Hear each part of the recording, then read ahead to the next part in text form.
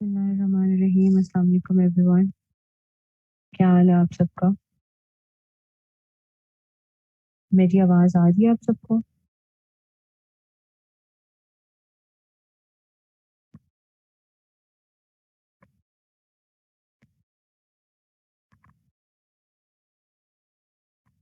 और स्क्रीन भी शेयर हो रही है?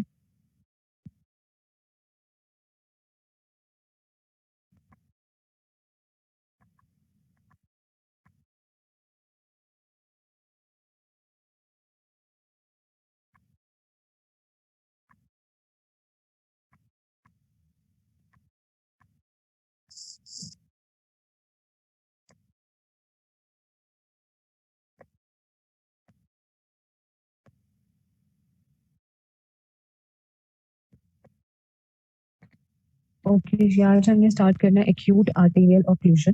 This is again very important question और ये यूक्यूज में भी आ चुका है काफी दफा। ठीक है, एक्यूट आर्टेरियल ऑक्लूजन की अगर हम बात करते हैं तो we will start with that कि अगर आपकी किसी भी आर्टरी की सडन ऑक्लूजन हुई है किसी भी एम्बुलस की वजह से या किसी भी थ्रोम्बोसिस जो अथेरोस्क्लेरोटिक प्लेक की वजह से बन गई है ना, उसकी वजह से जो भी ब्लॉकेज हुई उसे हम कहते हैं, और एक्यूट प्रेजेंटेशन है उसे हम कहेंगे एक्यूट आर्टीरियल ऑक्लूजन। लेकिन जैसे कि हमने पहले पढ़ा था कि जो एथेरोस्क्लेरोटिक प्लेक होता है इसके बनने में टाइम लगता है, ये ग्रेजुअल प्रोसेस है, ग्रेजुअली बन रहा होता है और उसके बाद अ, वो एक प्लाक बनता है, वो प्लाक बनते बिल्डअप होते होते वो एक आर्टरी को ऑक्लूड करता है। लेकिन जो एम्बुलस होता है ना, वो किसी भी टाइम कहीं से भी, जैसे फैट एम्बुलाई होता है, एयर एम्बोलिज्म हो जाती है, ये किसी भी टाइम कहीं से भी आके आपकी आर्टरी को जो है ऑक्लूड कर सकती है। That's why acute arterial occlusion की कॉमनेस्ट सोर्स जो होता है वो एम्बुलाई होता है, और उस एम्बुलस का जो कॉमनेस्ट सोर्स होता है वो हार्ट होता है। हार्ट से आपका एम्बुलस आता है, और हार्ट में कहाँ से आता है? लेफ्ट एट्रियम से। ए, क्योंकि एट्रियल फिब्रिलेशन होती है, atrial fibrillation and in left ventricle during myocardial infarction. This is MCQ. Left atrium से एम्बुलस कब आएगा? जब एट्रियल फिब्रिलेशन हो रही होगी। और लेफ्ट वेंट्रिकल से एम्बुलस कब आएगा? जब मायोकार्डियल इन्फार्क्शन हो रही होगी। इसके अलावा जो अदर सोर्सेज हैं उसमें इन्फेक्टिव एंडोकार्डाइटिस होता है, थ्रोम्बाई इन एन्यूरिज्म्स। एन्यूरिज्म्स हम अभी देखते हैं जिसमें थ्रोम्बाई बन रहे होते हैं, उसकी वजह से भी कोई ना कोई थ्रोम्बस आके आर्टरी को ऑक्लूड कर देता है। तो जो क्लिनिकल फीचर्स होते हैं एम्बोलिक ऑक्लूजन के, वो डिपेंड करता है कि कौन सी साइट पे आके वो एम्बुलस जो है वो लॉज हुआ है। ठीक है, जहाँ पे आके वो लगा है, जहाँ पे आके उसने एरिया ऑफ ब्लॉकेज बनाया है। फॉर एग्जाम्पल आप देखो, अगर लिम्स में आए आके जो एम्बुलस है वो उसने एक एरिया आर्टरी को ब्लॉक कर दिया है, तो हम उसे यही कहते हैं कि उसने एक्यूट लिम्ब इस्कीमिया कराया। क्योंकि जब मेजर आर्टरी ऑक्लूड हो गई, उधर इस्कीमिया शुरू हो गया, एक्यूट प्रेजेंटेशन हो गई, that will be acute limb ischaemia. Brain में चला जाता है तो ट्रांजिट इस्कीमिक अटैक कराता है, टीआईए, और इसके अलावा स्ट्रोक कराता है। मेसेंटेरिक वेसल्स जो हमारे एब्डोमेन में पड़ी होती हैं, वहां पे अगर एम्बोलस हो गया या एक्यूट आर्टीरियल ऑक्लूजन हो गई तो उसकी वजह से क्या होता है? आपका इंटेस्टाइनल गैंग्रीन हो जाती है। रेटिना में चला जाए तो ये जो हम आई में पढ़ते हुए आए हैं, एमोरोसिस फ्यूगॉक्स, जिसमें ट्रांजिएंट ब्लाइंडनेस होती है, एक कर्टन लाइक पैटर्न जो है वो पेशेंट प्रेजेंट कर रहा होता है उसके साथ कि मुझे एक ऐसे जैसे कर्टन नीचे को आ रहा है, उस तरह की प्रेजेंटेशन है विजन में, तो वो हमें रेटिना में मिल रही होती है। तो acute, now we are studying about the lower limb. तो अब हम देखते हैं कि एक्यूट लोअर लिम्ब इस्कीमिया क्या होता है, जैसे हम ALIB कहते हैं। It is a sudden decrease in limb perfusion. Limb perfusion कम हो जाएगी, हाइपो परफ्यूजन हो जाएगी क्योंकि ब्लॉकेज हो गई। उससे क्या होता है कि आपकी लिम्ब की वायबिलिटी थ्रेट हो जाती है। ठीक है, आपके लिम्ब के जितने भी टिश्यूज हैं, जितने भी सेल्स हैं, वो सब हाइपो परफ्यूजन के बाद इस्कीमिया उनमें डेवलप होता है और वो डाई होना शुरू हो जाते हैं। इवेंचुअली आपके लिम्ब जो है वो भी एक तरह से टुवर्ड नॉन वायबल स्टेट जाना शुरू हो जाती है। ठीक है, और ये यूजुअली थ्रोम्बो एम्बोलिक पैथोलॉजी, या थ्रोम्बस होगा या एम्बोलिस होगा, उसकी वजह से हो रही होती है। तो जो आपकी, ओके, ये picture is not so clear. ये जो कल आपको मेथड्स कराए थे ये वो है सारे की जो स्टेंटिंग होती है, जो बलून होता है और ये स्टेंट पास हो गया, ये तो सबको याद होगा कि ये जैसे एक नैरोइंग हो रही थी, आपने गाइड वायर भेजी जिस पे बैलून लगा हुआ था, ये पॉइंटर की तरफ देखें, ठीक है? बैलून था और बैलून के ऊपर आपका स्टेंट लगा हुआ था। आपने उधर जहाँ पे स्टेनोसिस हुई थी, आपने वहाँ पे बैलून को इन्फ्लेट किया। जब बैलून इन्फ्लेट हो गया तो स्टेंट अपनी जगह पे फिक्स हो गया। फिर जब आपने बैलून को डिफ्लेट करके गाइड वायर निकाली तो स्टेंट वहाँ पे फिक्स हो गया और इस तरह से आपकी एक पूरी स्टेंटिंग वाला प्रोसीजर हो गया। ठीक है, आगे चलते हैं।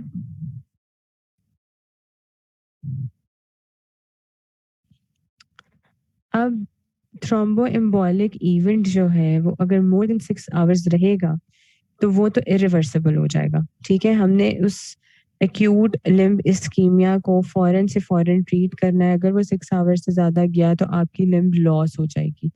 तो एक्यूट आर्टीरियल ऑक्लूजन जो है अब उसका सोर्स देखना है, या तो कोई एम्बुलस है या तो कोई थ्रोम्बस है, और उसकी फिर डिफरेंट मैनेजमेंट होती है बेस्ड अपॉन द एम्बोलाई और थ्रोम्बाई। ठीक है, अब अगर हमने डिफरेंशिएट करना है कि एम्बोलिज्म और थ्रोम्बोसिस में क्या डिफरेंस होता है, तो सबसे पहले ये देखो कि कार्डियक इरिथमियाज किस में होते हैं। कार्डियक इरिथमियाज एम्बोलिज्म के केस में होते हैं, लेकिन थ्रोम्बोसिस में कार्डियक इरिथमियाज नहीं होते, क्योंकि एम्बोलिज्म मायोकार्डियल इन्फार्क्शन या फिर एट्रियल फिब्रिलेशन की वजह से हो रही होती है। तो cardiac arrhythmias are common in case of embolism. ठीक है, एट्रियल फिब्रिलेशन सडन ऑनसेट जो है वो एम्बोलिज्म का ही होता है कि अचानक से एम्बोलाई आया, ऑक्लूड किया और पेशेंट प्रेजेंट कर देगा। थ्रोम्बोसिस में क्या होता है, सडन या स्लो ऑनसेट होता है, ग्रेजुअली एक थ्रोम्बाई बन रहा होता है और फिर वो ऑक्लूड करता है आपकी आर्टरी को। Severity of sine and symptoms embolism में बहुत सिवियर होते हैं, थ्रोम्बोसिस में लेस सिवियर होते हैं। हिस्ट्री ऑफ क्लॉडिकेशन और रेस्ट पेन आपकी एम्बोलिज्म में नहीं होता।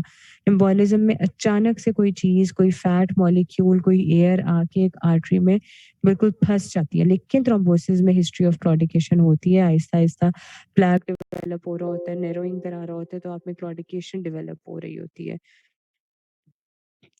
उसके बाद क्या होता है, आपका risk factors for peripheral vascular disease. Embolism का कोई रिस्क फैक्टर नहीं है, जबकि थ्रोम्बोसिस के काफी रिस्क फैक्टर्स हैं। हाई लिपिड प्रोफाइल होना, कोलेस्ट्रॉल ज्यादा होना, स्मोकिंग करना। कॉन्ट्रालैटरल पल्स एग्जाम, आपके एम्बोलिज्म में कॉन्ट्रालैटरल पल्स एग्जाम जो है वो नॉर्मल होता है, जबकि आपके जो थ्रोम्बोसिस होती है ना उसमें एबनॉर्मल होता है। अब ये कॉन्ट्रालैटरल पल्स एग्जाम क्या होता है, इसमें क्या करते हैं हम कॉन्ट्रालैटरल पल्स एग्जाम में, कैसे होता है?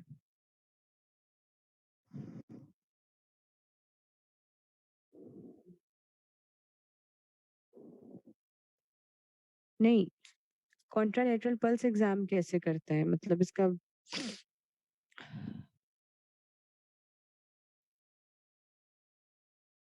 हम्म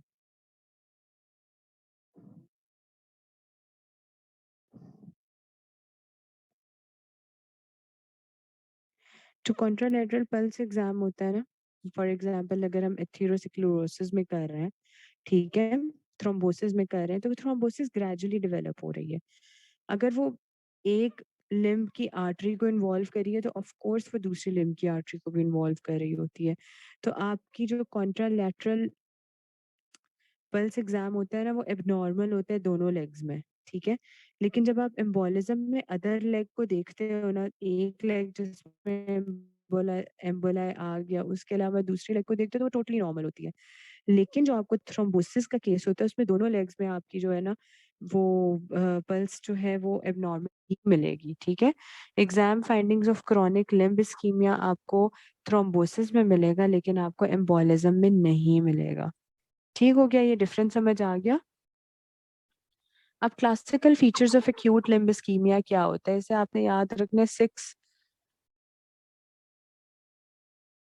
The sign and symptoms of classic ALI are described by 6 P's, like आपने 6 P's से याद रखना है। ठीक है, last point is chronic limb ischaemia, जो कल का हम पढ़ रहे हैं कि क्रॉनिक लिम्ब इस्कीमिया में क्या होता है। आपकी ग्रेजुअली पहले क्लॉडिकेशन होती है, इंटरमिटेंट इंटरमिटेंट क्लॉडिकेशन के बाद क्रॉनिक लिम्ब इस्कीमिया आता है। कॉन्ट्रालैटरल पल्स एग्जाम में यही है कि आप पहले अपने एक हाथ की पल्स चेक करो, रेडियल पल्स, उसके बाद अब आपने दूसरे बाजू की रेडियल पल्स चेक करो, दोनों की करेक्टर, दोनों की इंटेंसिटी, दोनों का रेट सेम होगा। लेकिन अगर थ्रोम्बोएम्बोल अगर आपको थ्रोम्बोसिस डेवलप हो रहा है, लिपिड प्रोफाइल हाई है, कोलेस्ट्रॉल हाई है, तो वो दोनों रेडियल पल्सेस को, फॉर एग्जांपल मैं एग्जांपल दे रही हूँ, तो वो दोनों रेडियल पल्सेस को इन्वॉल्व करेगा, ठीक है। तो आपकी जो एबनॉर्मल पल्स फाइंडिंग्स होंगी ना, वो दोनों हाथों में होगी थ्रोम्बोसिस के केस में। कॉन्ट्रालैटरल, लाइक एक पेशेंट आपके पास राइट हैंड के, राइट लिम्ब के प्रॉब्लम से आया कि इधर एक्यूट लिम्ब इस्कीमिया हो गया, तो जब आप उसके लेफ्ट लिम्ब को चेक करोगे तो उसमें भी आपको पल्स एबनॉर्मैलिटी कहीं ना कहीं मिल रही होगी। एम्बोलिज्म के केस में क्या होता है कि एम्बोलाई किसी भी जगह में जाके स्टक हो सकता है। अगर उसने राइट लेग को इन्वॉल्व कर लिया तो लेफ्ट लेग की पल्स टोटली नॉर्मल होगी, अगर उसने लेफ्ट लेग को इन्वॉल्व कर लिया राइट लेग की पल्स टोटली नॉर्मल होगी। तो ये होता है आपका कॉन्ट्रालेटरल पल्स एग्जाम, ठीक है। तो जो क्लासिकल फीचर्स होते हैं वो आपने 6 P से याद करने होते हैं। आपके एक्यूट लिम्ब इस्कीमिया में क्या होता है? सबसे पहले एक्यूट ऑनसेट ऑफ पेन होता है, ठीक है। Acute onset of pain out of proportion to examination, बहुत ज्यादा पेशेंट को पेन हो रहा होता है। So first P is pain, that is acute in onset. दूसरा P क्या होता है? लेग आपकी पल्स लेस हो जाती है, वो डिमिनिश्ड पल्सेस, एम्बोलाई आ गया, उसने पल्सेस स्टॉप, ब्लड ही नहीं जा रहा, पल्स कैसे होगी? तीसरा P क्या है? पैलर, अर्ली स्किन मॉटलिंग, आपकी स्किन वहां से पेल होना शुरू हो जाएगी, वो मॉटल्ड होना शुरू हो जाएगी, पैलर आना शुरू हो जाएगा। ये आपका एक अर्ली स्किन फाइंडिंग होगी, and this is the third P। Fourth P क्या होगा? पेरिशिंगली कोल्ड, कूलनेस टू टच, क्योंकि वहां पे हाइपोपरफ्यूजन हो रही है, वहां पे कोल्ड पेरिफ्रीज हो रही हैं, आपकी लिम्ब जो है वो that will be cool to touch. तो ये आपका perishingly cold is the fourth P। Fifth P जी पेरिस्थीजिया, डिस्टल पेरिस्थीजिया, क्योंकि हाइपोपरफ्यूजन है, क्योंकि ऑक्सीजन सही तरह नहीं पहुंच रही, वहां पे हमारे सारे स्ट्रक्चर्स जो इस्कीमिया में जाएंगे, पेरिस्थीजियाज डेवलप होंगे, that will be the fifth P, and the sixth P will be the paralysis, ठीक है। इसका ट्रीटमेंट क्या होता है? ट्रीटमेंट इमरजेंसी, 6 घंटे से पहले पहले आपने लिम्ब को बचाना है। विद इन 6 आवर्स कुछ नहीं किया तो आपकी लिम्ब लॉस हो जाएगी। तो ये एक इमरजेंसी है, इसे as soon as possible diagnose करो, इसको मैनेज करो। पेन रिलीफ के लिए एडिक्वेट पेन किलर्स देते हैं, क्योंकि पेन बहुत ज्यादा होती है। हेपरिन देते हैं। हेपरिन क्यों देते हैं? 5,000 यूनिट्स ऑफ हेपरिन इंट्रावीनसली, क्योंकि ये आपके थ्रोम्बस की एक्सटेंशन को रोकता है और सराउंडिंग वेसल्स की पेटेंसी को बरकरार रखता है। सराउंडिंग वेसल्स जो होती है ना, उन्हें ओपन रखता है। ट्रीट एसोसिएटेड हार्ट कंडीशन, कोई भी डिजीज है, एट्रियल फिब्रिलेशन है, उसे ट्रीट करो। पेशेंट को एंटीप्लेटलेट थेरेपी पे ले जाओ, ठीक है, एस्प्रिन दो। लेकिन क्या होता है कि एम्बुलेक्टमी, 6 घंटे में आपने उसे रिलीव कराना है। तो एम्बुलेक्टमी जो है ना, अगर एम्बोलस है तो उसके केस में दैट इज वेरी इफेक्टिव। इसमें आप सर्जिकल रिमूवल करते हो जो भी एम्बोलस है उसका, ठीक है। तो आपकी जो लेग अफेक्ट होती है, जहाँ पे एम्बोलस होता है, वहां पे आपने रीवेस्कुलराइजेशन, लाइक पहले वेस्कुलराइज एरिया था वो सारा, उधर ब्लड जा रहा था, अब वहां पे ब्लड स्टॉप हो गया, तो आपने उस एम्बोलस को सर्जिकली रिमूव करना है, ताकि वो जो ब्लड का रास्ता रुका हुआ था वो दोबारा से बहाल हो जाए, ठीक है। विद इन 6 आवर्स आपने ये करना होता है। आप क्या करते हो? फॉर एग्जाम्पल फेमरल आर्टरी है, वहां पे क्लॉट आ गया या वहां पे कोई एम्बोलाई आ गया, ठीक है। आपने क्या करना है? आपने उस आर्टरी को एक्सपोज करना है, ठीक है। वहां से आपने क्लॉट को एक्सट्रैक्ट करना है फोरगाट्रेस कैथेटर से। ये आपको कैथेटर नजर आ रहा है, this is the place of the emboli, जो क्लॉट बना हुआ है। आपने क्या करना है? उस आर्टरी से उस एम्बोलाई के ऊपर आपने कौन सा कैथेटर भेजना है? फोरगाटिस कैथेटर। उस कैथेटर से आपने उस कैथेटर को सेंड करना है, ठीक है, एक्सट्रैक्ट करना है ना बेसिकली आपने। तो कैथेटर इंट्रोड्यूस कराएंगे उसके ऊपर से, पास कराएंगे उस कैथेटर उस क्लॉट में से, और उस कैथेटर के एंड पे ना एक बेलून लगा होता है। जब वो उस एम्बुलाय में से या उस क्लॉट में से पास हो जाता है, तो जब नीचे जाता है तो आप उस बेलून को करते हो इन्फ्लेट। अब आपने उस कैथेटर को पीछे खींचना है, पुल करना है स्लोली, ठीक है, उसे विदड्रॉ करना है। अब इसमें क्या होगा कि जैसे जैसे वो इन्फ्लेटेड बलून पीछे जा रहा है, वो अपने साथ साथ उस क्लॉट को भी वापस लेता जाएगा, and this is the embolectomy. ठीक है, तो आपने एम्बोलेक्टमी के लिए एंजियोग्राम, सीटी एंजियोग्राम लाजमी करना है ताकि आपको place of the clot confirm हो जाए। उसके बाद आपने इसे परफॉर्म करना है, और इससे आपकी जो एक्यूट लिम्फोडेमा ये बहुत हद तक रिलीव हो जाता है। और उसके बाद आपने पेशेंट को पोस्ट ऑप हेपरिन थेरेपी पे रखना है, साथ ही आपने उसे एंटीप्लेटलेट थेरेपी पे भी रखना है, और कोई भी जो उसे डिजीज है जिसकी वजह से ये सब हो रहा है उसे भी ट्रीट करना है। इसके अलावा आप इंट्रा आर्टीरियल थ्रोम्बोलिसिस कर सकते हो। अगर आपका इस्कीमिया सिवियर नहीं है, ठीक है, then it may be possible to treat embolectomy. याद कर लो, एम्बोलेक्टमी का प्रोसीजर आना चाहिए, बाकी सबके नाम लिख दीजिएगा। ठीक है, इंट्रा आर्टीरियल थ्रोम्बोलिसिस का सिर्फ नाम लिख देना। ठीक है, इसमें आप क्या करते हो, आप एक नैरो कैथेटर को पास करते हो जो वेसल ऑक्लूड हुई होती है। ठीक है, और उसमें आपके पास होता है टिश्यू प्लाज्मिनोजन एक्टिवेटर, टीपीए। उससे इन्फ्यूज करते हो। ये टिश्यू प्लाज्मिनोजन एक्टिवेटर जो है ना, वो जाके डिसॉल्व कर देता है जो भी क्लॉट और थ्रोम्बाई पड़ा होता है। ठीक है, तो ये याद रखो कि थ्रोम्बोलिसिस किन पेशेंट्स में कॉन्ट्राइंडिकेटेड है।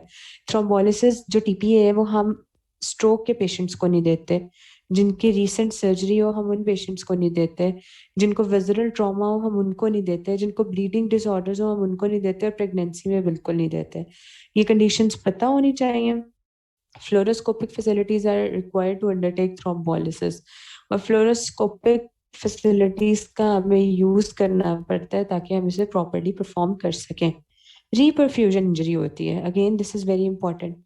अब क्या हो रहा है इसे गौर से सुनो, लिम्ब इस्कीमिया हो गया। जब लिम्ब इस्कीमिया हुआ ना, वहां पे ऑक्सीजन तो अब जा नहीं रही, वहां पे फ्री रेडिकल्स प्रोड्यूस होंगे, न्यूट्रोफिल्स आ जाएंगे, हाइड्रोजन आइंस रिलीज, क्योंकि वहां पे अब सेल डेथ होना शुरू हो गई है। सेल डेथ हो रही है तो सेल्स बर्स्ट हो रहे हैं, हाइड्रोजन आइन पोटेशियम आइन इंट्रासेलुलर थे एक्स्ट्रा सेलुलरली आ रहे हैं, मायोग्लोबिन मसल ब्रेक डाउन हो रहा है, वो प्रोड्यूस हो रहा है साइट ऑफ इस्कीमिया में। तो जब क्या होता है, जब आप एम्बोलेक्टमी करते हो या थ्रोम्बोलिसिस करते हो, रास्ता हो जाता है साफ। ठीक है, अब ब्लड वहां जा सकता है। तो क्या होता है, जब ब्लड सर्कुलेट होता है ना, तो वहां पे ये सब जो प्रोडक्ट्स बनी होती हैं जिनमें free radicals, neutrophils, potassium, myoglobin, ये सब जो है ना वो मिक्स हो जाता है आपके सर्कुलेशन में। अब ये आपके अगर लंग्स में चला गया तो ये सब agents acute respiratory distress syndrome करा देंगे, एआरडीएस। अगर ये हार्ट में चला गया जाएगा तो सही, तो ये मायोकार्डियल डिप्रेशन कराएंगे, एक्यूट ट्यूबुलर निक्रोसिस करा देंगे आपकी किडनीज में जाके। और इसकी वजह से क्या होगा, इसकी वजह से मल्टीपल ऑर्गन फेलियर हो जाएगा। फॉर एग्जाम्पल, इसे हम कहते हैं लेने के देने पड़ गए। ठीक है, आपने तो किया एम्बोलेक्टमी थ्रोम्बोलिसिस ये प्रोसीजर, लेकिन इसीलिए कहते हैं कि within 6 hour you have to do that, ताकि कम से कम टाइम लगे और आपकी ये फ्री रेडिकल्स और इन सब चीज़ों की जनरेशन कम से कम हो, और उससे पहले ही पहले ये मसला रिजॉल्व हो जाए। ठीक है, compartment syndrome, compartment syndrome 2 marks का क्वेश्चन आ जाता है। अगर कोई भी एक पूरा सिनेरियो हो तो उसमें 2 मार्क्स में आ रहा होता है कंपार्टमेंट सिंड्रोम क्या होता है। कंपार्टमेंट सिंड्रोम में क्या होता है कि कलेक्शन होती है। ठीक है,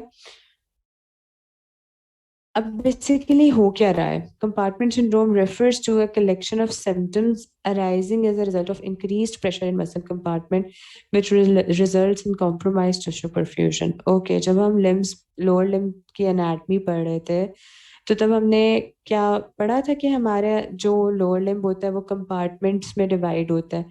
एंटीरियर कंपार्टमेंट होता है, पोस्टीरियर कंपार्टमेंट होता है, और उसमें उसके मसल्स होते हैं, याद है ना सबको। अब क्या हुआ, पेशेंट को कोई इंजरी हुई। ठीक है, इंजरी हो गई, कोई एंडोथेलियल सेल इंजरी हुई, कोई स्कीमिया हुआ। अब स्कीमिया के बाद यही जो हम एक्यूट लिम्ब स्कीमिया पढ़ रहे हैं, इसके बाद क्या होता है कि आपके इन कैपिलरी परमेबिलिटी ज्यादा होती है, रीपरफ्यूजन होती है, फ्लूइड लीक होना शुरू हो जाता है इंटरस्टिशियल स्पेस में। ठीक है, अब वो जो फ्लूइड रिलीज हो रहा है इंटरस्टिशियल स्पेसेस में, फॉर एग्जांपल ये एक कंपार्टमेंट है। ठीक है, ये कंपार्टमेंट है और ये इसमें मसल बेलीज पड़ी हुई हैं। ये suppose anterior compartment of leg है। अब यहाँ पे कोई क्लॉट आ गया और यहाँ पे अब क्या हुआ, सारा इस्कीमिया के बाद रिपरफ्यूजन इंजरी स्टार्ट हो गई, लीकेज ऑफ फ्लूइड स्टार्ट हो गए, सेल बर्स्ट होना शुरू हो गए। अब इस कंपार्टमेंट में मुझे ये बताओ, जब यहाँ पे इतनी लीकेज स्टार्ट हुई है तो फ्लूइड की कलेक्शन हो रही है, फ्लूइड की कलेक्शन हो रही है, तो ये फ्लूइड अपने कंपार्टमेंट की वॉल्स पे प्रेशर एक्सर्ट करेगा कि नहीं करेगा? ऑफ कोर्स करेगा। एडीमा हो जाएगा इंटरस्टिशियल स्पेसेस में जो लीकेज होगी फ्लूइड की वजह से।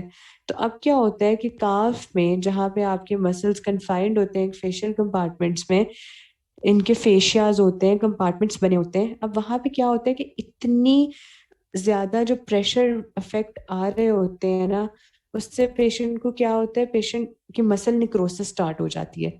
मसल निक्रोसिस कैसे स्टार्ट होती है? ये फ्लूइड आपके मसल्स पे प्रेशर डाल रहा है, आपके कंपार्ट आपके फेशिया पे प्रेशर डाल रहा है, तो मसल जो है वो निक्रोज होना शुरू हो जाता है।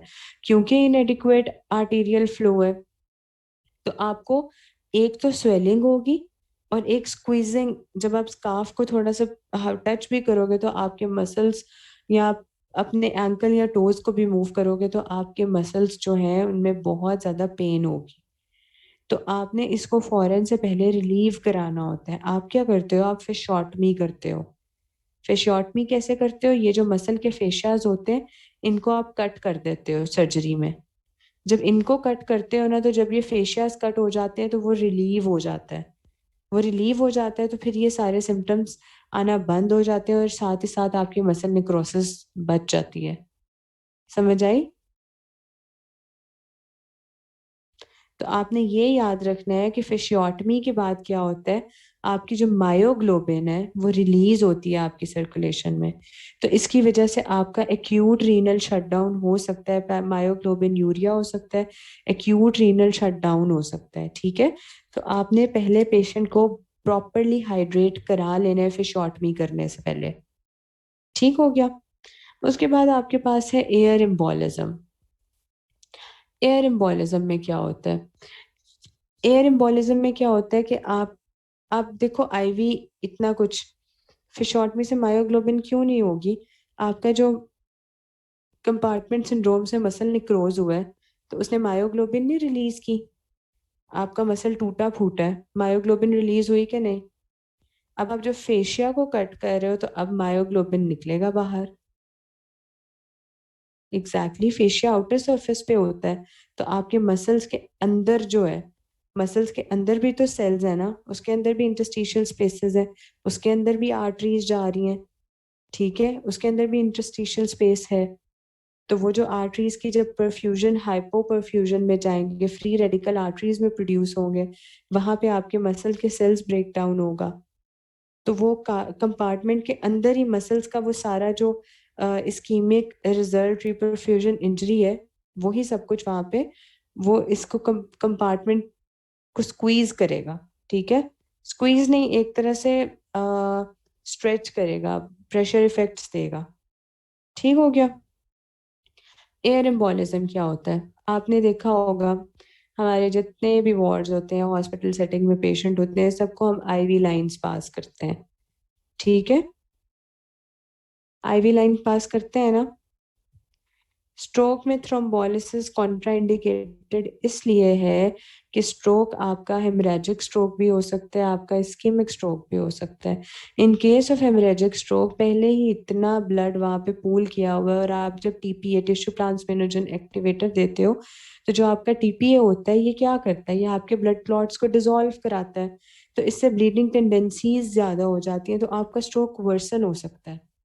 तो उसे फर्दर और खराब करने से बेहतर है कि आप पेशेंट को बचा के रखो।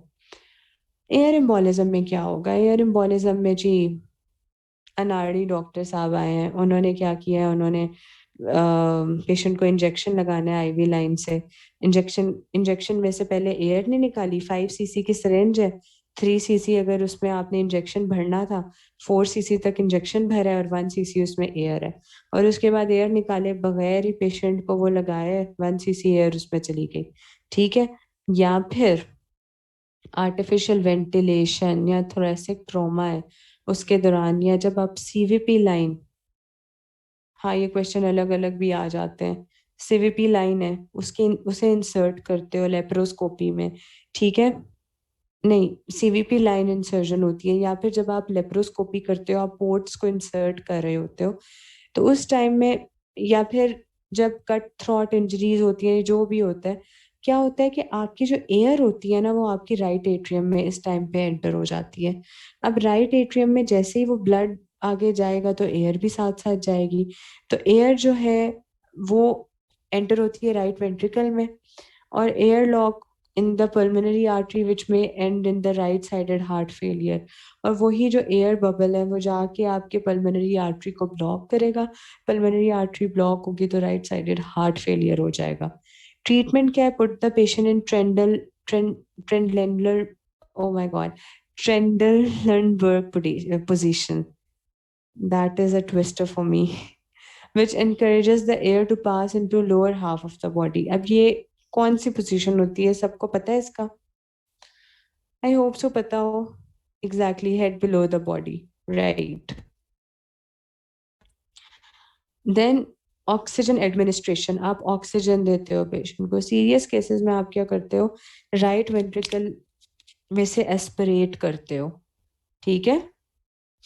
अर्जेंट फेशियोटॉमी में आप फेशियास को कट कर दोगे, ताकि वो जो फ्लूइड अंदर भर रहा है ना, वो सारा कंपार्टमेंट्स में से ना बस सारा मिक्स हो जाए।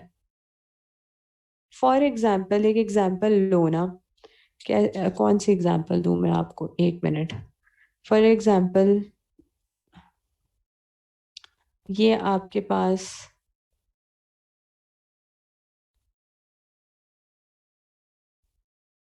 नहीं, for example this is the balloon, ठीक है। इसमें आप एयर की जगह वाटर डाल रहे हो, ठीक है। अब इसकी एक कैपेसिटी है, वाटर वॉल्स पे प्रेशर बिल्ड कर रहा होता है, ठीक है। वाटर क्या कर रहा होता है? आपके वॉल्स पे प्रेशर को बिल्ड कर रहा होता है।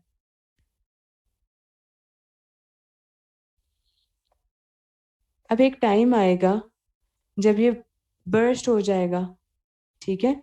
बर्स्ट बर्स्ट होगा तो इसका मतलब कि ये फ्लूइड रिलीव हो जाएगा, बाहर निकलेगा, सुकून मिलेगा फ्लूइड को। इसी तरह फेशियोटमी में होता है। ये अगर मसल है तो ये इसके ऊपर इसका फेशिया है।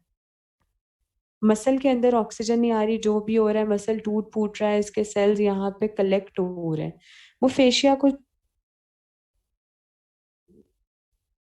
फोर्स कर रहे हैं, जैसे बलून की वॉल्स को वाटर फोर्स कर रहा था। अब बलून तो बर्स्ट हो गया, सुकून हो गया, लेकिन हमारे फेशियाज इतने नाजुक नहीं होते। हमें खुद सर्जरी करके उन फेशियाज को काटना पड़ता है ताकि ये फ्लूइड कहीं बाहर निकले और पेशेंट के साइन एंड सिम्टम्स ठीक हों। अगर ये फ्लूइड बाहर नहीं निकलेगा तो फेशियाज तो इतने सख्त होते हैं, उन्हें कुछ नहीं होता, तो ये मजीद आपके मसल्स को नुकसान पहुंचाना शुरू हो जाता है, आपके मसल्स को कंप्रेस करता है, नेक्रोज कराता है, इसलिए हम फिशॉटमी करते हैं। समझ आई अब हम करते हैं ट्रीटमेंट। हमने कर ली। वेजोस्पैस्टिक डिसऑर्डर्स क्या होते हैं? वेजोस्पैस्टिक, आपकी आर्टरीज जो है वो स्पैज्म में जा रही हैं, ठीक है। आपकी आर्टरीज जो है वो स्पैज्म में जा रही हैं। स्पैज्म का क्या मतलब हुआ?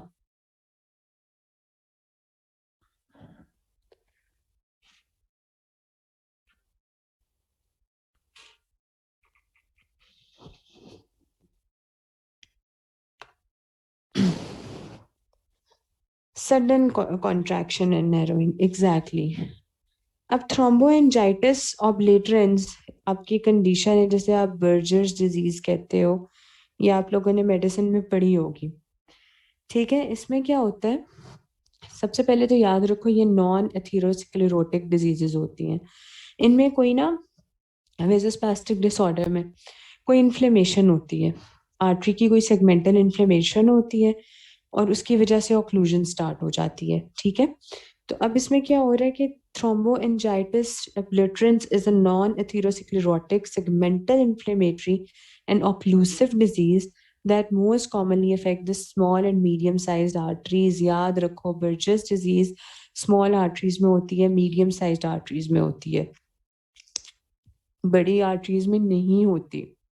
वेन्स में भी होती है, और वो भी स्मॉल वेन्स में, ठीक है।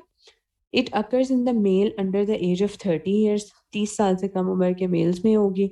इसका अभी तक कॉज जो है ना वो अननोन है, लेकिन कहते हैं कि जो लोग टोबैको यूज ज्यादा करते हैं इसमें ये मोस्ट कॉमन होती है, ठीक है, स्मोकर्स में और इन सब में। ठीक हो गया। अब इसकी क्लासिक प्रेजेंटेशन कैसे होती है, आपको जो सिनेरियो होगा आएगा उसमें यंग मेल स्मोकर होगा, ठीक है, और वो आपके पास प्रेजेंट करेगा एज माइग्रेटरी थ्रोम्बोफ्लेबाइटिस और science of arterial insufficiency in extremities. उसके जो भी पेरिफेरल लिम्स हैं, एक्सट्रीमिटीज हैं, फिंगर्स देख लो, पाँव मतलब टोज देख लो, उन सब में क्या होगा कि आर्टीरियल इनसफिशिएंसी के साइन सिम्टम्स होंगे, ठीक है। तो जो मोस्ट इफेक्टिव ट्रीटमेंट होता है ना बर्जर्स डिजीज का, वो स्मोकिंग सेसेशन होता है। और मेडिकल ट्रीटमेंट में हम पेशेंट को वेजोडाइलेटर्स देते हैं, पेंटॉक्सीफाइलिन देते हैं और सिलोस्टाजोल दे रहे होते हैं, जो थोड़ा बहुत इम्प्रूवमेंट क्रिएट कर रहा होता है। अब ये नॉन थ्रोम्बो वो सॉरी एथेरोस्क्लेरोटिक डिजीज है, तो इसमें कोई लिपिड कोलेस्ट्रॉल हाई होने का या फिर एस्पिरिन वगैरह देने का कोई फायदा नहीं है। इसमें सिंपल आपने पेशेंट को वेजोडाइलेटर्स देने हैं और पेशेंट का जो स्मोकिंग है उसे सिजेट कराना है, ठीक है।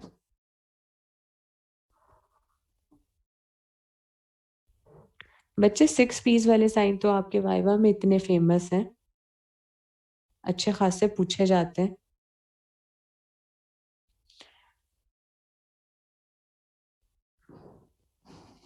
आगे आपका रेनॉल्ड्स फिनोमेना। रेनॉल्ड्स फिनोमेना में क्या होता है, आपका जो रेनॉल्ड्स फिनोमेना होता है ना, दैट इज वेरी इंपॉर्टेंट। बहुत से लोगों को ये होता है सर्दियों में। अब इसमें क्या होता है कि आपकी ना वैस्कुलर रिस्पॉन्स टू कोल्ड जो है ना वो कुछ एक्स्ट्रा ही एग्जैजरेट हो जाता है। एक तो नॉर्मल लोगों का रिस्पॉन्स होता है कोल्ड पे, वो क्या होता है कि हाथ ठंडे हो गए, ठीक है, you have to wear the gloves और उससे थोड़ा बेहतर फील करते हो, ठीक हो जाता है। अब जिन्हें रेनॉल्ड्स फिनोमेना वाला इशू होता है उनमें क्या होता है कि बहुत ज्यादा ठंड है, उसके रिस्पॉन्स आपकी बॉडी कुछ एक्स्ट्रा ही देगी, ठीक है, या फिर इमोशनल स्ट्रेस हुआ है, तो उसमें क्या होता है कि सबसे पहले ना कलर चेंजेस होती हैं, triphasic colour changes in the digits.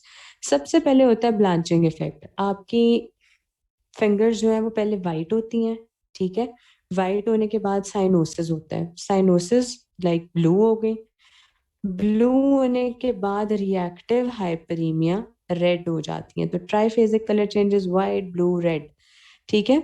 और साथ ही पेन भी हो रही होती है थोड़ी सी। ये मोस्ट कॉमनली फीमेल्स में होती हैं, अपर लिम्ब में भी और लोअर लिम्ब में भी, लाइक टोज में भी हो सकती है और हैंड्स में भी हो सकती है।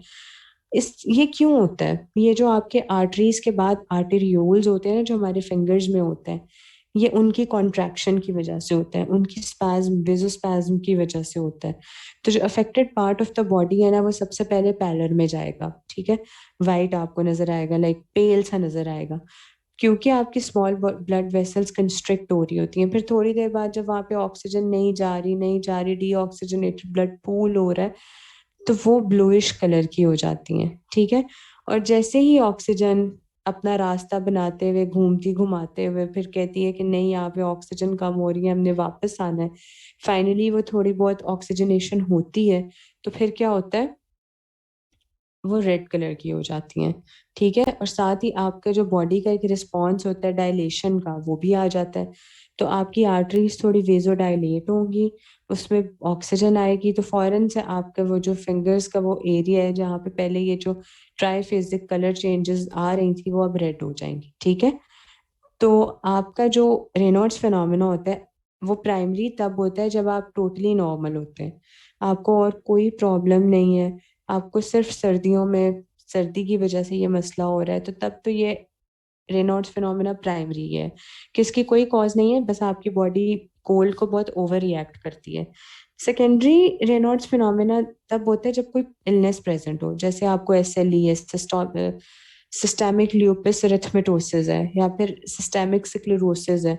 उन केसेस में आपका जो रेनॉल्ड्स फिनोमेना है वो सेकेंडरी होता है, ठीक है। तो आपका जो प्राइमरी रेनॉल्ड्स फिनोमेना है इसे हम रेनॉल्ड्स डिजीज भी कहते हैं, और सेकेंडरी रेनॉल्ड्स फिनोमेना को आप रेनॉल्ड्स सिंड्रोम भी कहते हो। इसका ट्रीटमेंट एज सच अभी तक कुछ भी नहीं है, बस आप पेशेंट को कहते हो ठंडे पानी से एहतियात करें, अपने हाथों को गर्म रखें, ग्लव्स और सॉक्स पहन के रखें, रात को भी पाँव गर्म रखने, ठंडे पानी में मतलब अपने हाथ पाँव नहीं रखने, आप स्मोकिंग करते हो तो स्मोकिंग छोड़ दो। और अगर आपको मेडिकल ट्रीटमेंट देनी है तो आप कैल्शियम चैनल ब्लॉकर्स देते हो जो ब्लड फ्लो को इम्प्रूव करते हैं, निफेडापेन जो डायलेट करते हैं, ठीक है। तो ये इसकी ट्रीटमेंट है, समझ आ गई।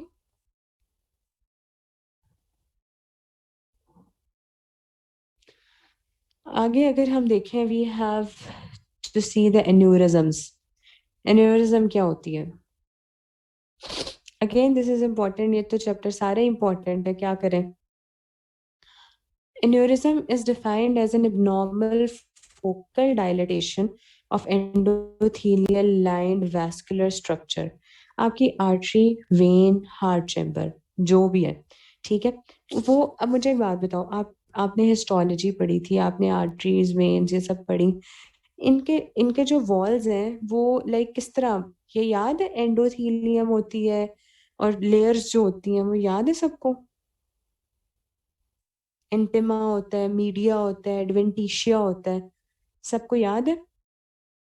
तो एन्यूरिज्म में क्या हो रहा है फिर, अगर रफ सी बात करें?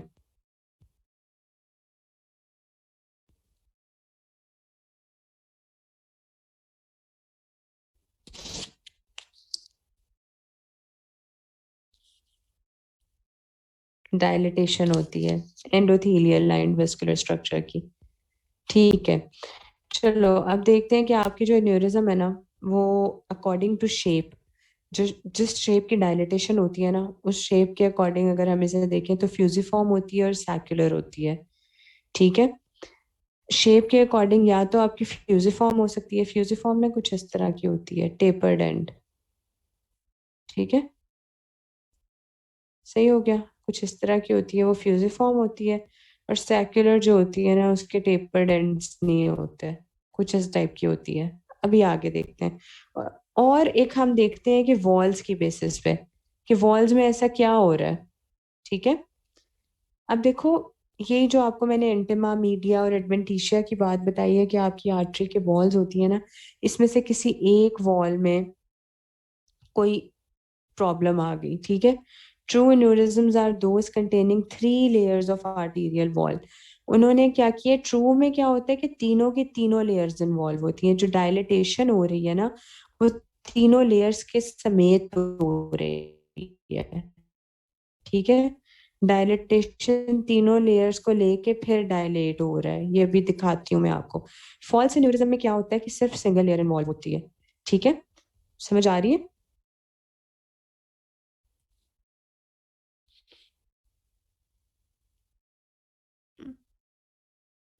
वैसे ये एन्यूरिज्म आपने मेडिसिन में पढ़ी है?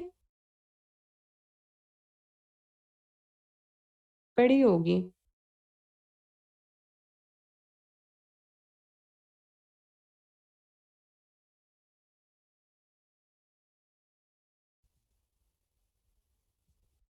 अच्छा, हाँ पैथो में पढ़ी है एग्जैक्टली।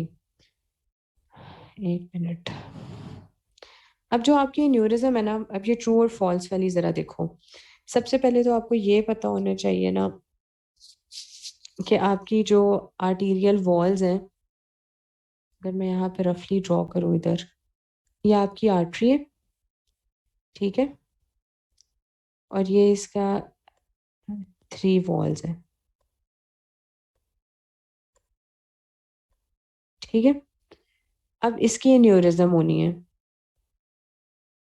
इस वॉल में वीकनेस हुई और इधर की एन्यूरिज्म स्टार्ट होनी है। अब वो ऐसे होगी, ठीक है। जो ट्रू है ना एन्यूरिज्म, ट्रू डायलिटेशन, वो तीनों लेयर्स को साथ लेके वो आर्टरी उस एरिया से डायलेट होगी। ये है आपकी ट्रू एन्यूरिज्म, ठीक है। ये हो गई आपकी ट्रू एन्यूरिज्म।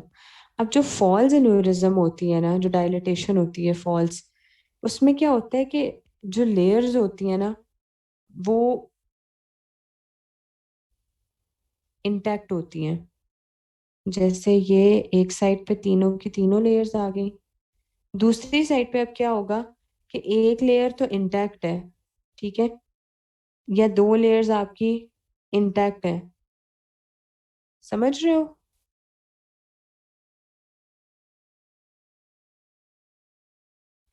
पर क्या हुआ, जो एक्स्ट्रा वैस्कुलर कनेक्टिव टिश्यू था ना, उसका डैमेज हो गया। उसके डैमेज होने की वजह से क्या हुआ, यहाँ से आपकी जो आउटर लेयर है ना वो बैलून आउट हो गई। मेरी बात समझ आई है? कोई डैमेज हुआ कनेक्टिव टिश्यू में, ठीक है, जिसने आर्टरी को सराउंड किया हुआ था और ब्लड लीक हो गया, उसकी वजह से जो है ना, ठीक है, उसकी वजह से बेटा डैमेज इधर भी होगा पर सारी की सारी लेयर स्ट्रेच आउट नहीं होगी, इसमें डैमेज नहीं हो रहा, इसमें लेयर स्ट्रेच आउट हो के एक एन्यूरिज्म बना रही है ट्रू में, ठीक है। इसमें क्या हो रहा है, इसमें एक डैमेज हो रहा है लेयर्स में और उधर से जो एक्स्ट्रा कनेक्टिव टिश्यू है ना वो बैलून आउट हो रहा है। आप समझ आई?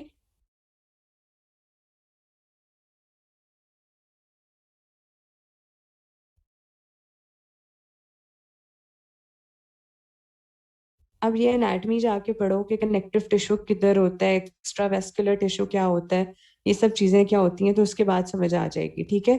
अभी अब इस पे एक्सप्लेनेशन नहीं हो सकती, बस ये याद रखो कि आपकी जो ट्रू एन्यूरिज्म है उसमें आपकी कोई वो नहीं होती, वॉल्स ब्रीच नहीं हो रही होती, आपकी वॉल्स साथ ही स्ट्रेच आउट हो रही होती हैं।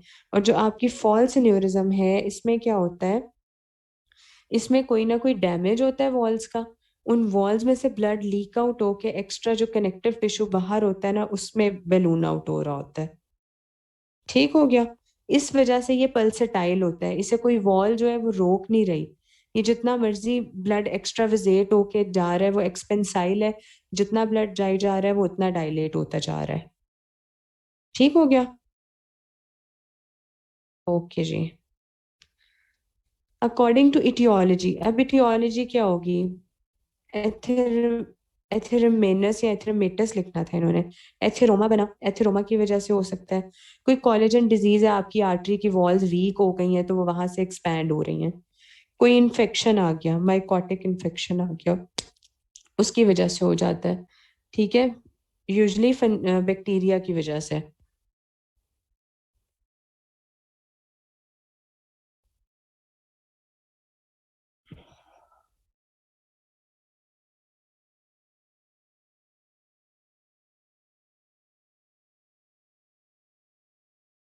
ये देखो, हम्म,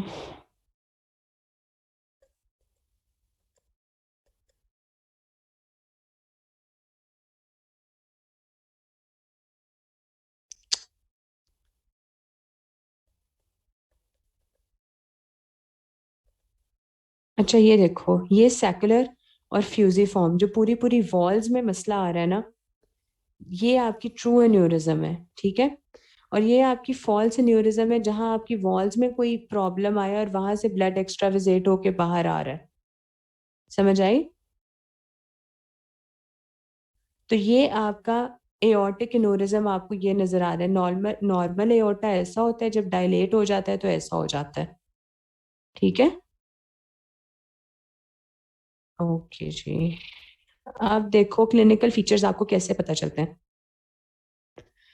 intrinsic features, swelling with expansile pulsation, intrinsic feature जो अंदर हो रहा होता है, ठीक है, जो आर्टरी के अंदर हो रहा है, एक तो स्वेलिंग हो रही है, दूसरे एक्सपेंसाइल पल्सेशंस हो रही हैं। Swelling diminishes if pressure is applied proximal to the swelling, अगर जो आपकी स्वेलिंग है, ठीक है, आपने उसके प्रॉक्सिमली प्रेशर अप्लाई किया तो वो स्वेलिंग जो है वो खत्म हो जाएगी क्योंकि वहां पे ब्लड फ्लो स्टॉप हो जाएगा, ठीक है। उसके बाद पेल्पेबल थ्रिल, आपको थ्रिल मिल रही होती है उस पॉइंट पे, क्योंकि वो एरिया डायलेट हो जाता है, पीछे से भी नैरो होता है, आगे से भी नैरो होता है।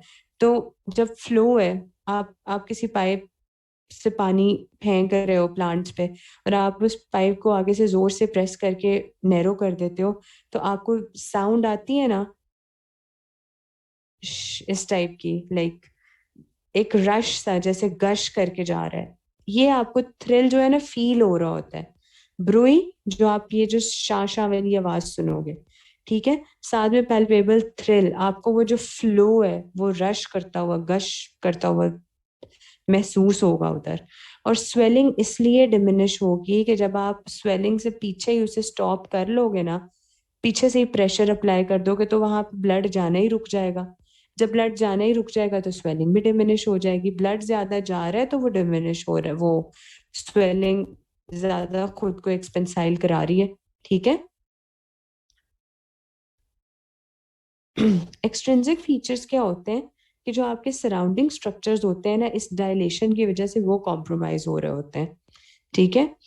कॉम्प्लिकेशन क्या होती है? रप्चर इसकी सबसे मेजर कॉम्प्लिकेशन है, ये रप्चर हो जाता है इसका। डायलेशन से वॉल्स वीक होना शुरू हो जाती हैं और बिलाकर रप्चर हो जाता है, थ्रोम्बोसिस हो जाता है। इस पॉइंट पे इतना ब्लड जमा हो रहा होता है ना। देखो, सीधी सी बात है, आप एओर्टा की बात कर लो। अगर एओर्टा है, ठीक है, पहले इसकी ये शेप थी, अब यहाँ पे आपकी एन्यूरिज्म दोनों वॉल्स में अगर डेवलप हो गई है, इधर भी और इधर भी, अब यहाँ पे आपका ल्यूमेन है नैरो, ठीक है, ये ल्यूमेन है नैरो, ठीक है, ये ल्यूमेन है वाइड। एक तो इन्होंने हो जाना है रप्चर, ठीक है।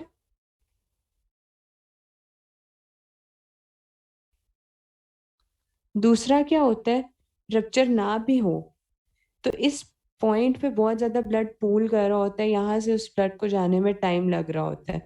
तो यहाँ पे पड़ा रहने की वजह से या तो यहाँ पे थ्रोम्बोसिस होना शुरू हो जाती है, पड़ा रहा है थ्रोम्बोज होना शुरू हो जाता है, या एम्बोलाइजेशन भी हो सकती है। साथ ही साथ वो प्रेशर सिम्टम्स भी दे रहा होता है अपने सराउंडिंग एरियाज को, और इधर इन्फेक्शन भी हो सकता है। बच्चे, ब्रूई और थ्रिल का ये है कि जब यहाँ से ब्लड स्पीड में आ रहा है, आगे उसे पूलिंग का मौका मिला, और यहाँ से फिर उसने नैरो एरिया से जो है ना गश करते हुए गुजरना है, ठीक है। तो उसकी वजह से यहाँ पे आपको जो है ना थ्रिल मिलेगी, ठीक है, पैल्पेबल थ्रिल, ब्लड गश करते हुए गुजर रहा होगा, क्योंकि आर्टरीज में हाई प्रेशर ब्लड होता है, ठीक है। और साथ ही साथ आपको ऑडिबल ब्रूई, शां शां की आवाज भी एक तरह से मिल रही होती है।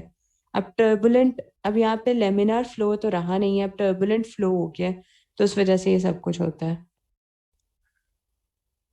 अब उसके बाद डिफरेंशियल डायग्नोसिस में आप क्या कह सकते हो, पल्सेटिंग ट्यूमर्स भी होते हैं, वो भी ऐसे ही करते हैं, ठीक है। ऑस्टियोक्लास्टोमा की वजह से, सार्कोमा की वजह से, मेटास्टेसिस की वजह से, इन सब की वजह से ये सिम्टम्स आ सकते हैं, तो ये आपके डिफरेंशियल डायग्नोसिस में आ जाते हैं।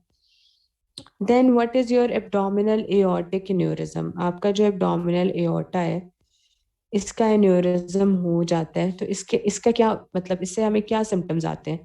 सबसे पहले आपकी एओर्टा आपकी लार्ज वेसल है, ठीक है, तो लार्ज वेसल एन्यूरिज्म होता है ये। इस इसकी जब आप इसकी मेडिकल एक फाइंडिंग्स देखते हो, फिजिकल एग्जामिनेशन करते हो, तो ये एक पल्सेटाइल मैस होता है, ठीक है। अब ये जो आपका ट्रिपल ए एन्यूरिज्म है, जिसे हम एब्डोमिनल एओर्टिक एन्यूरिज्म कहते हैं, when symptoms do occur, patient commonly present with abdominal back or flank pain, but thromboembolism also occur leading to symptoms of limb ischemia। देखो, अकॉर्डिंग टू दिस, आपके patient को अगर abdominal aortic aneurysm है, तो आपका patient abdominal pain के साथ, या वो पेन उसके बैक में हो रही होगी या फ्लैंक्स में, क्यों पेन हो रही है? एक तो एन्यूरिज्म की वजह से हो रही है, उसकी वॉल स्ट्रेच हो रही है, दूसरा प्रेशर इफेक्ट्स आ रहे हैं, ठीक है, प्रेशर इफेक्ट सराउंडिंग स्ट्रक्चर्स पे, तो वो पेन रेडिएट हो रही है, ठीक हो गया। तो आप इसकी इन्वेस्टिगेशन कैसे करते हो? बेस्ट डायग्नोसिस इसका अल्ट्रासाउंड पे या फिर रेडियोग्राफी पे होता है, ठीक हो गया। मॉर्फोलॉजी कैसे पता चलेगी? सीटी स्कैन पे।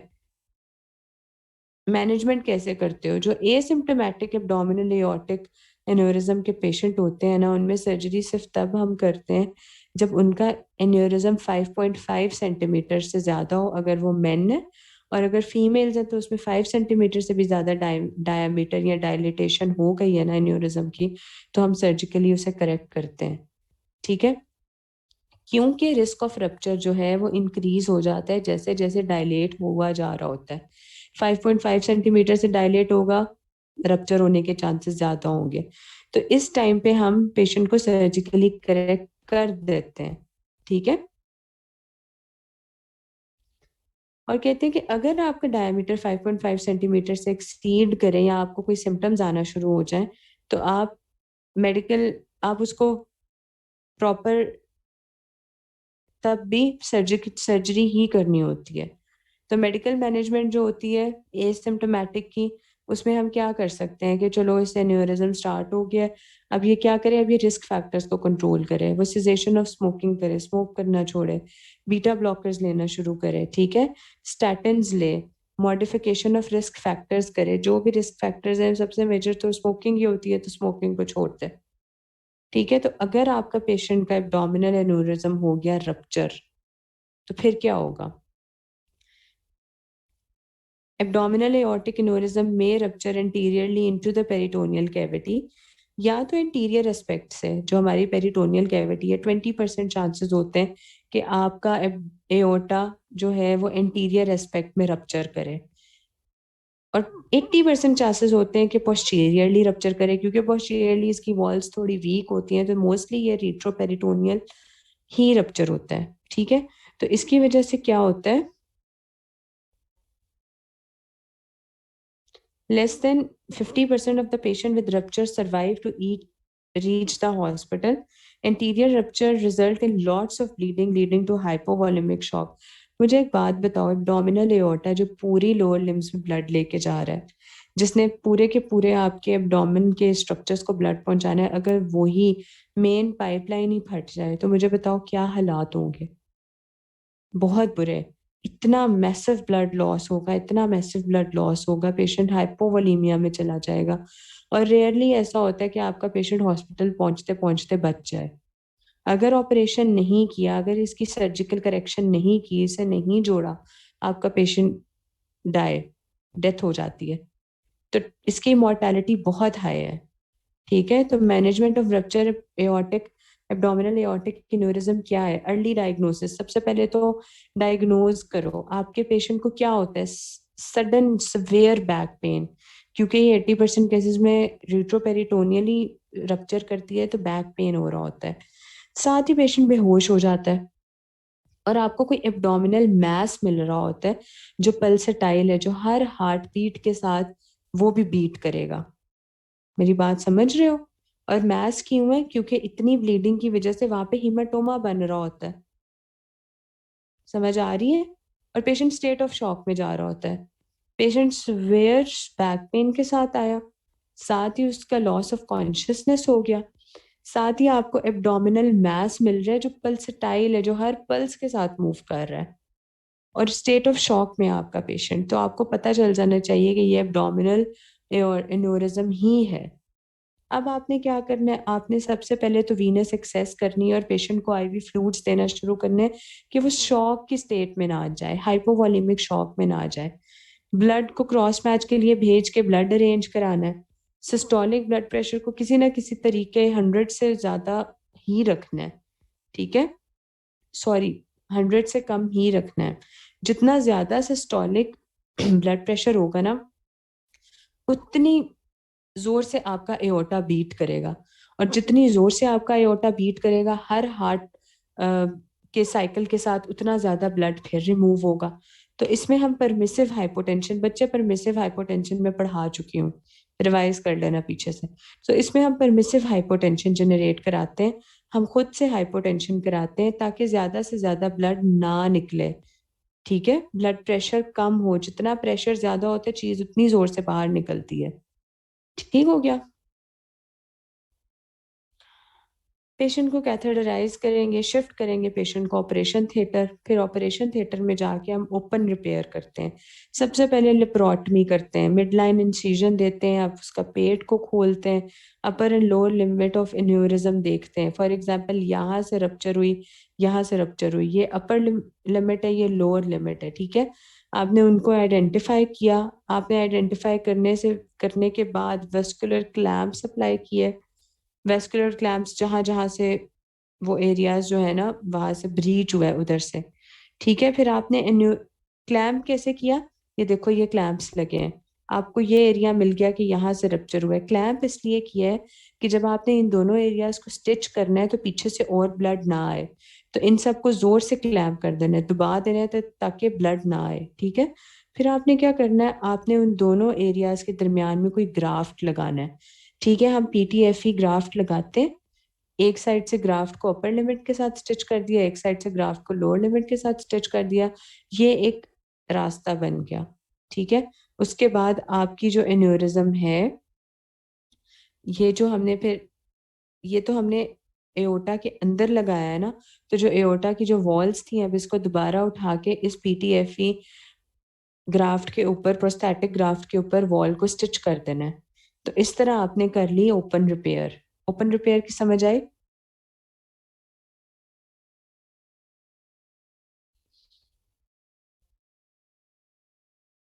ठीक है। इसके अलावा हम करते हैं endovascular aneurysm repair. Endovascular aneurysm repair,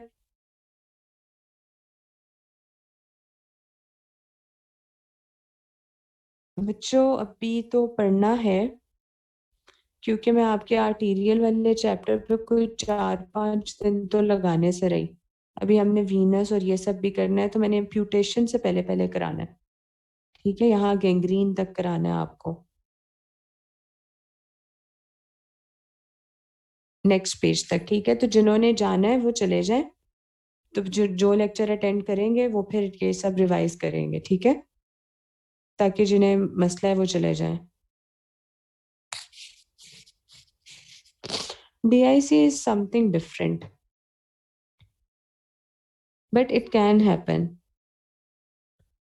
DIC बेचारे होने के पहले ही पेशेंट जो है वो शॉक में चला जाता है, मोर्टालिटी इतनी हाई है। DIC वुड टेक टाइम, उस हद तक पहुंचने से पहले ही पेशेंट बेचारा आधा हो जाता है। But it can happen, yes it can happen, ठीक है। अब ईवी ये समझ आ गई है। अब EVAR पे चलूं, एंडोवेस्कुलर एन्यूरिज्म रिपेयर पे। एंडोवेस्कुलर एन्यूरिज्म रिपेयर में क्या होता है कि हम एक स्टेंट ग्राफ्ट को एन्यूरिज्म के अंदर, बिल्कुल यही सारा प्रोसेस करना है, पर इसमें आपने पेट को नहीं खोलना। आपने फेमरल आर्टरी को एक्सेस करना है, फेमरल आर्टरी से आपने स्टेंट को भेजना है एओर्टा वाले एरिया पे। ये देखो, फेमरल आर्टरी में से ये एओर्टा वाले एरिया में आ रहा है, एओर्टा वाले एरिया में आएगा, ठीक है, और वहां पे आपने स्टेंट को डाल देना है,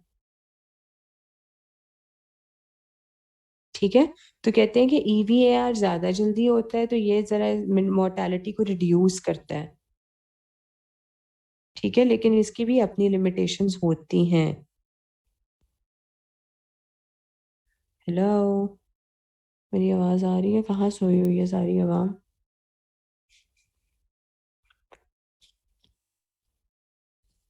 EVAR is better because it reduce the mortality. अब हमने पॉप्लीटियल एन्यूरिज्म देखनी है, वो हमने एब्डोमिनल देखी थी। पॉप्लीटियल ये आपका नी एरिया के बैक में, ठीक है, जो डायमंड शेप्ड हमारा एरिया होता है, वहां पे पॉप्लीटियल एन्यूरिज्म होती है, ठीक है।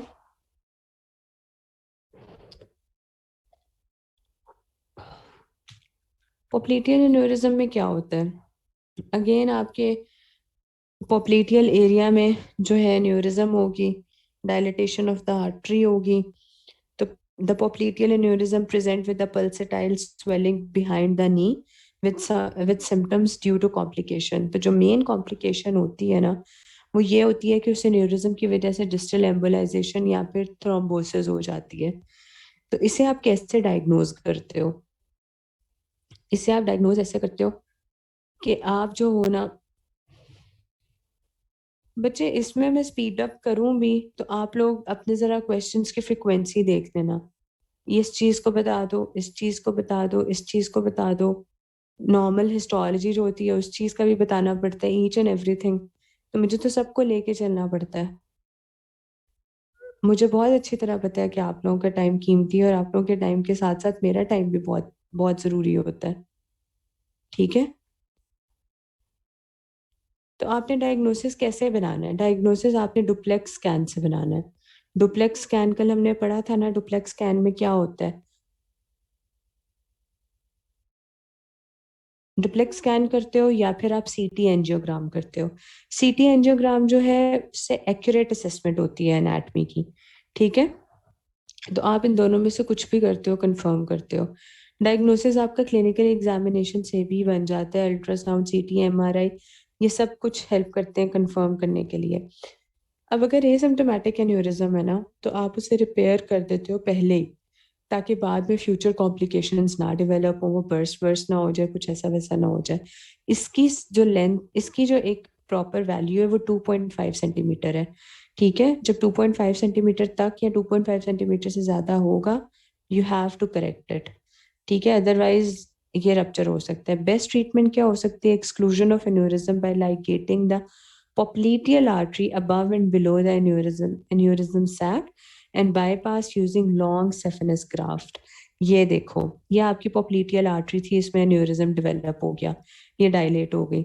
अब इसका आसान इलाज ये है कि इस जो डायलेशन का ऊपर वाला और नीचे वाला एंड था, पहले उसे काटो। ठीक है, इस सैक को उधर का उधर पड़ा रहने दो। इसके ऊपर वाले एंड से लॉन्ग सेफेनस वेन से एक पार्ट निकाल लो। ठीक है, वो होगा लॉन्ग सेफेनस वेन ग्राफ्ट। उस ग्राफ्ट को एक साइड ऊपर वाले एरिया से और ग्राफ्ट की दूसरी साइड नीचे वाले एरिया के साथ कनेक्ट कर दो। अब वो जो बीच में डायलेटेड एरिया था ना, उसे हमने उधर ही पड़ा का पड़ा रहने दे दिया, जो नेक्रोज होके खुद ही श्रिंक होके खत्म हो जाएगा। और पीछे ये जो आपका लॉन्ग सेफेनस का ग्राफ्ट था, इसने ब्लड फ्लो को चला दिया। ठीक है, इसके अलावा आप पीटीएफई ग्राफ्ट भी डाल सकते हो, जो हमने एओर्टा में किया था।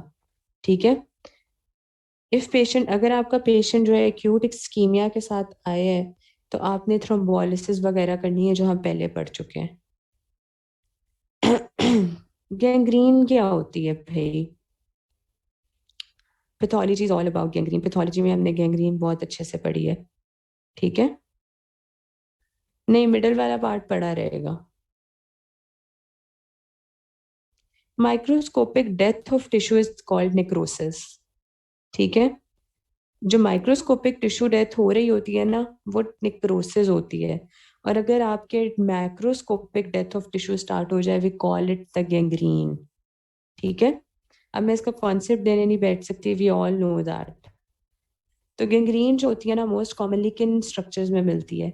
हमारे distal parts of the limb पे, हमारी पेरिफ्रीज पे, अपेंडिक्स के लूप में, स्मॉल इंटेस्टाइन में गैंग्रीन मिलती है, और समटाइम्स गाल ब्लैडर और पैंक्रियाज में भी गैंग्रीन मिल रही होती है। अब गैंग्रीन की क्या वेराइटीज हैं? ठीक है, varieties of gangrene by cause, या तो ये सेकेंडरी टू आर्टीरियल ऑब्स्ट्रक्शन हो रही है। पहले आर्टीरियल ऑब्स्ट्रक्शन हुई, थ्रोम्बोसिस की वजह से, एम्बोलिज्म की वजह से, कोई भी आर्टराइटिस है, बर्जर्स डिजीज है, नैरो हो गई आर्टरीज, आर्टीरियल शट डाउन हो गया रेनॉल्ड्स डिजीज में, आर्टीरियल इंजेक्शंस हो गए थायोपेंटीन वगैरह की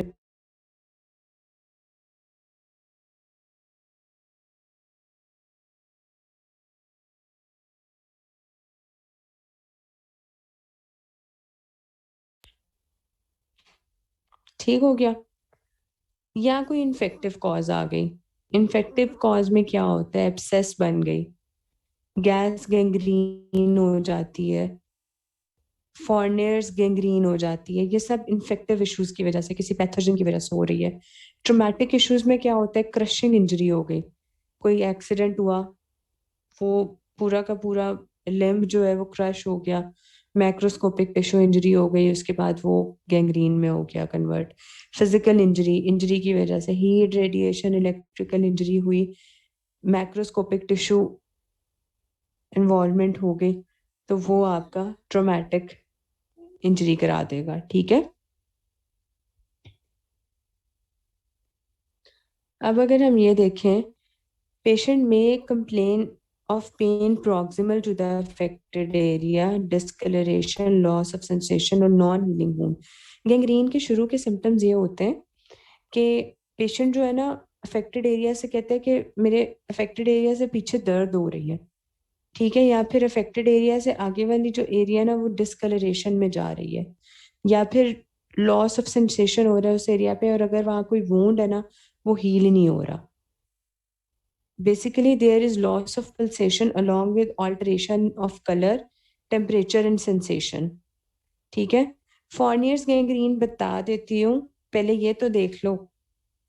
फॉर्नियर्स गैंग्रीन का तो आगे भी पता चल जाएगा जब हम टाइप्स को फर्दर खोलेंगे, तो अभी जो चीज बोल रही हूँ वो तो देख लो, ठीक है। क्या होता है, प्रॉक्सिमल पेन प्रॉक्सिमल होती है अफेक्टेड एरिया से, डिस्कलरेशन हो जाती है, लॉस ऑफ सेंसेशन हो जाती है, और वहां पे नॉन हीलिंग वुंड्स बन जाते हैं। और क्लिनिकली जब आप वहां पे देखते हो ना, क्लिनिकली वहां पे आपको कोई पल्सेशन नहीं मिल रही होती, ऑल्टरेशन ऑफ पल्सेशन मिल रही होती है, या काफी फीबल पल्स होगी, कलर खराब होगा उस एरिया का, टेम्परेचर कूल होगा, सेंसेशन लॉस्ट हो रही होंगी, ठीक है। अब आपकी गैंग्रीन्स की टाइप आ गई। एक आपकी ड्राई गैंग्रीन होती है, एक आपकी वेट गैंग्रीन जिसे मॉइस्ट गैंग्रीन कहते हो, और एक आपकी गैस गैंग्रीन होती है।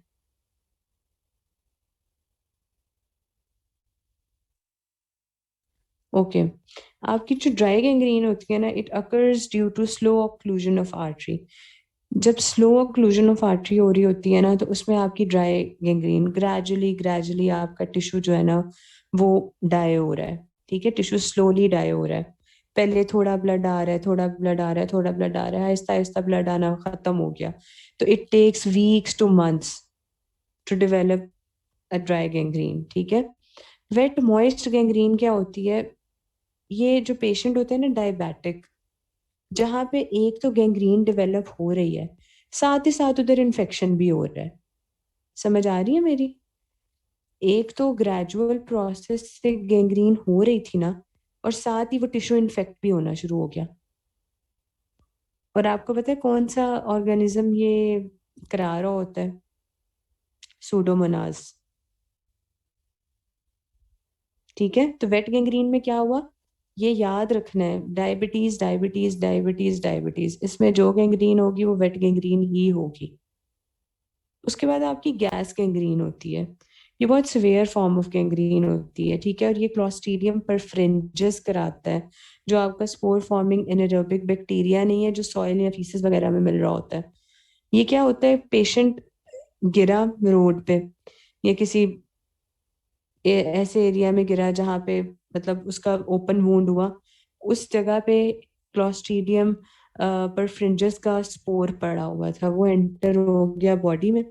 अब उस इतना नेक्रोटाइजिंग ये लीथल किस्म का टिश्यू इन्फेक्शन है कि ये आपके टिश्यू को नेक्रोटाइज करता जाएगा, सॉफ्ट टिश्यूज को, स्केलेटल मसल्स को, ठीक है। क्योंकि ये स्पोर जो है टॉक्सिन टॉक्सिक गैस प्रोड्यूस करता है, ठीक है।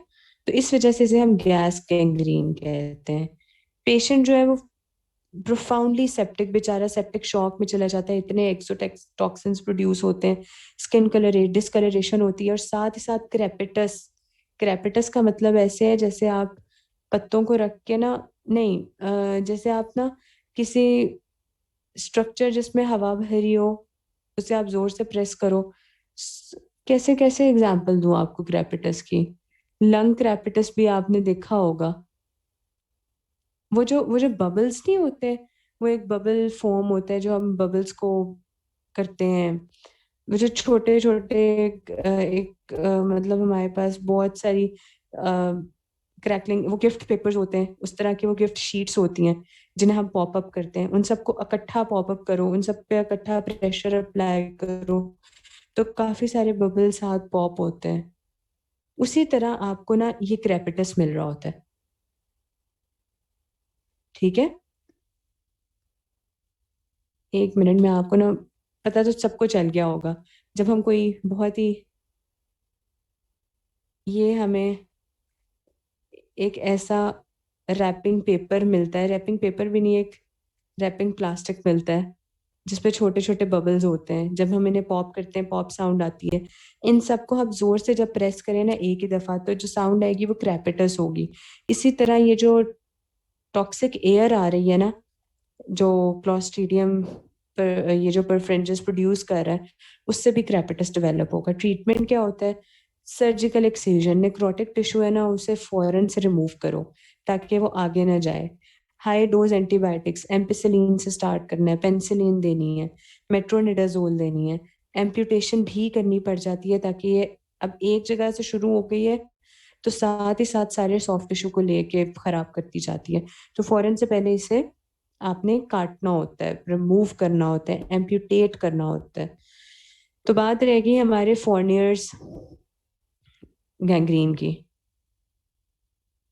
जी, फोर्नियर्स गैंग्रीन क्या होती है आपकी? ये भी एक नेक्रोटिक इन्फेक्शन होता है। और ये बेसिकली किन एरियाज को इन्वॉल्व करता है? स्क्रोटम को, पीनस को, पेरिनियम को। ठीक है। और ये भी काफी रैपिडली प्रोग्रेस कर रहा होता है। ये कहीं पे भी नहीं लिखा हुआ, इसका नाम लिखा हुआ है तो मैंने कहा बता दूं। Type of gangrene which involve your scrotum, पीनस और पेरिनियम, उसे हम फोर्नियर्स गैंग्रीन कहते हैं। ठीक हो गया। एम्पुटेशन हम कल करेंगे।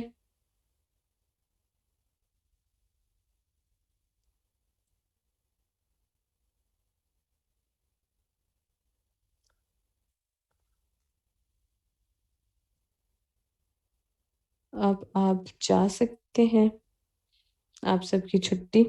ठीक है।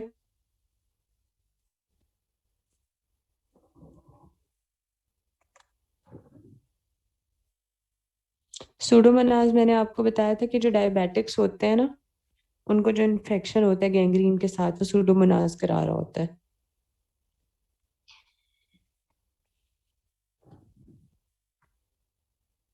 ठीक है।